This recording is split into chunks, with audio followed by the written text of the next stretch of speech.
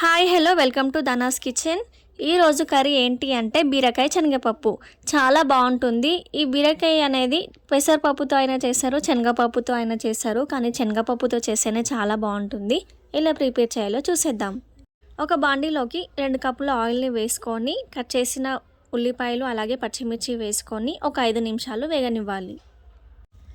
తర్వాత కొంచెం కరివేపాకు అలాగే 1 టేబుల్ స్పూన్ పసుపు వేసుకోవాలి అండ్ 1 టేబుల్ స్పూన్ అల్లం పేస్ట్ వేసుకోవాలి.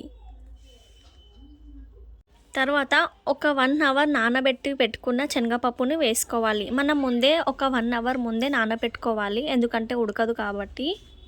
నానబెట్టుకున్న శనగపప్పు వేసిన తర్వాత కట్ చేసిన బీరకాయ ముక్కలను ఇందులో వేసి బాగా కలుపుకోవాలి.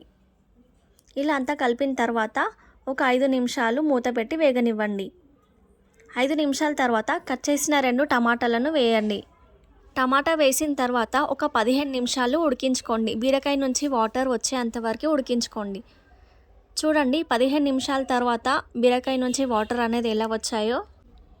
ఇప్పుడు టేస్ట్కి సరిపడా కారం అలాగే ఉప్పును వేసుకోండి.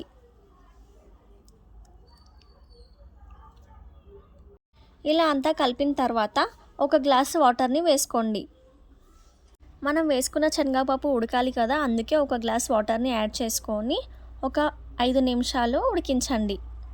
5 నిమిషాల తర్వాత 1 టేబుల్ స్పూన్ ధనియాల పౌడర్ అలాగే కొంచెం కొత్తిమీర వేసి ఒక 5 నిమిషాలు ఉంచండి. వాటర్ అంతా పోయే వరకు ఉంచండి. సో 5 నిమిషాల తర్వాత చూడండి, మనం వేసుకున్న వాటర్ కొంచెం కూడా కనిపించడం లేదు. ఇలా వాటర్ అంతా ఇంకిపోయేంత వరకు ఉడికించుకోండి. ఇప్పుడు స్టవ్ ఆఫ్ చేసేయండి. చూడండి, శనగపప్పు ఎంత మెత్తగా ఉడికిపోయిందో.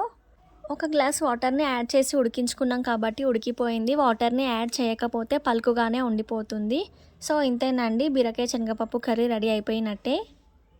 మీకు నచ్చితే ఒక లైక్ కొట్టి మీరు కూడా ట్రై చేసి ఎంజాయ్ చేయండి. నా ఛానల్ కనుక మీకు నచ్చినట్టయితే లైక్ చేయండి, షేర్ చేయండి అండ్ కామెంట్ కూడా చేయండి. Thank you.